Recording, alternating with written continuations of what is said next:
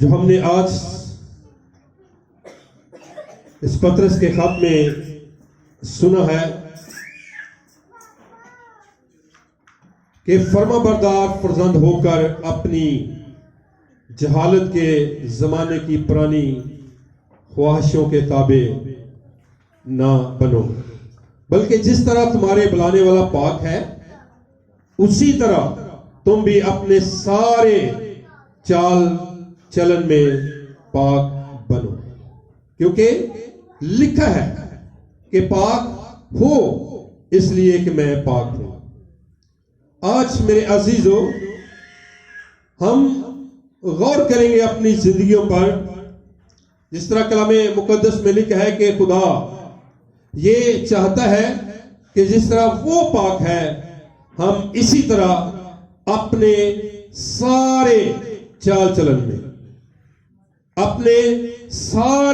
چلن میں پاک بنے کہ جیسا وہ پاک ہے۔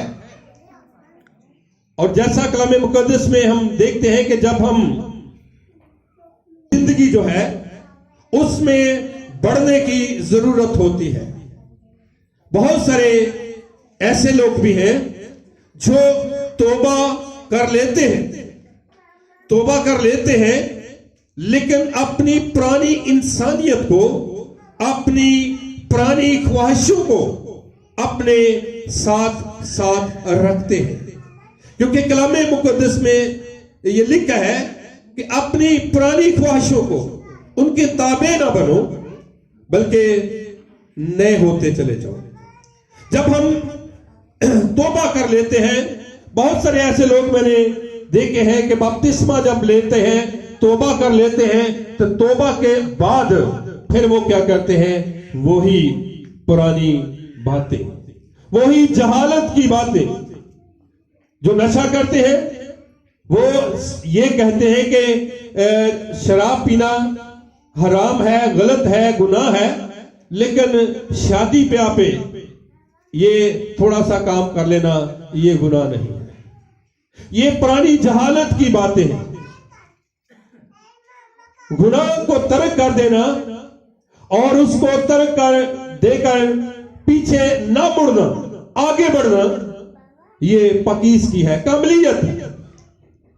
بائبل مقدس کے مطابق یہ لکھا ہے رومیو کے خط میں کہ اس کی خدائی کے لائق جیسا وہ ہے، اس کے لائق اس کی تمجید کرنے کی ہمیں ضرورت ہے۔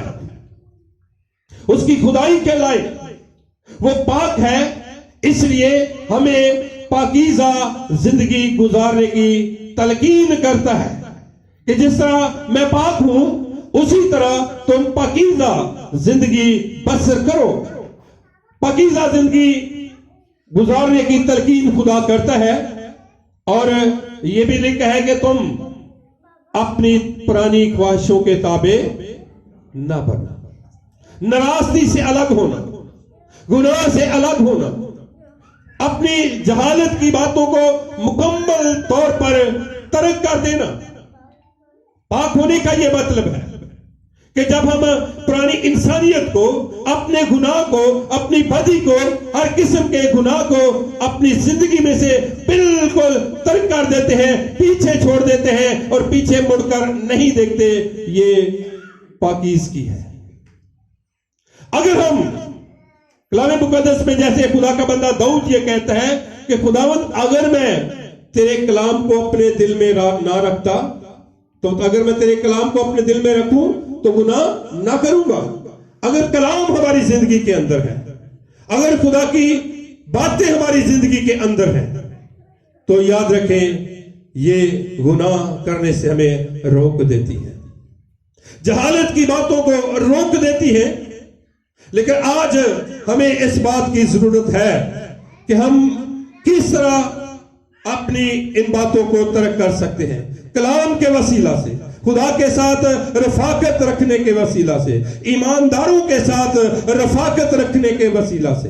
جب ہم ایمانداروں کے ساتھ رفاقت رکھتے ہیں تو یاد رکھیں ہم کاملیت کی طرف بڑھتے چلے جاتے ہیں، کیونکہ جو لوگ رفاقت کی بات ہے، کہ جب ہم ان لوگوں کے ساتھ رفاقت رکھتے ہیں جن کے طریقہ کار غلط ہے، جن کی زندگی کے اندر گناہ ہے، کیونکہ لکھا ہے کہ بری صحبتیں اچھی عادتوں کو بھی بگاڑ دیتی ہے۔ بری صحبتیں، جب ہماری صحبت اچھی نہیں ہے، ہم ان لوگوں کے اندر بیٹھ کر وہ انہی جیسے کام کریں گے تو یاد رکھیں پھر یہ ہم اسی پرانی خواہشوں کے تابع ہو جاتے ہیں۔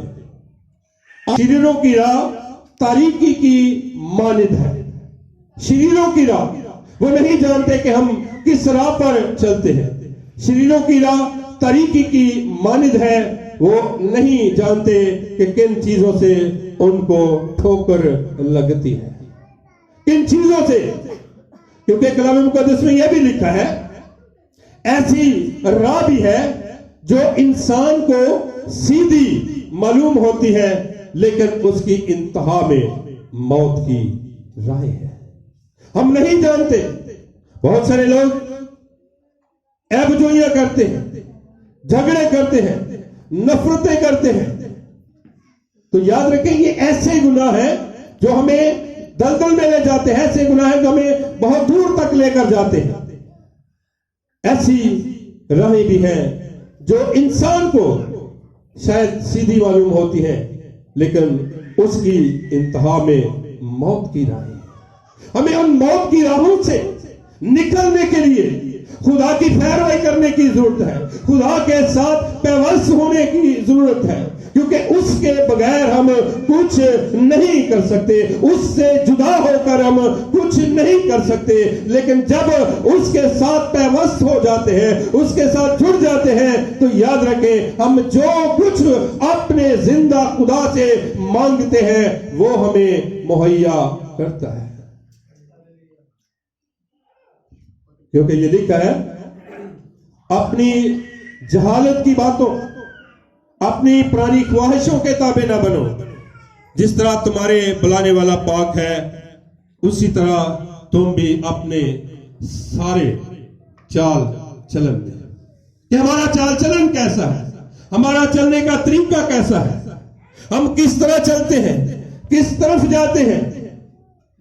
اگر ہمارے یاد رکھیں راستے سیدھے نہیں ہوں گے تو ہم جہنم کی طرف چلے جائیں گے۔ سیدھا راستہ آسانیوں کو پیدا کرتا ہے۔ اگر ہم لاہور سے کراچی جانے والے ہیں تو اگر ہم پشاور کی ٹرین پر بیٹھ جائیں گے تو کیا یہ ہمارے لیے ٹھیک ہوگا؟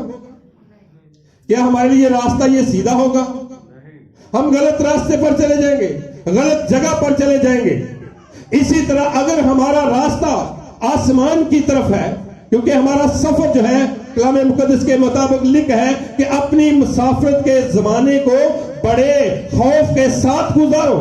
ہمارا سفر کس طرف ہے؟ ہمارا سفر زمین سے آسمان تک ہے۔ ہم کیسے اپنے سارے چال چلن میں پاک رہ سکتے ہیں؟ کلام مقدس کے مطابق جب ہم زندگی بسر کرتے ہیں، توبہ کر لیتے ہیں۔ آج میرے عزیزو ہمیں آگے بڑھنے کی ضرورت ہے، ایسا نہ ہو کہ ہم بے پھل رہ جائیں، تاریکی میں چلے جائیں۔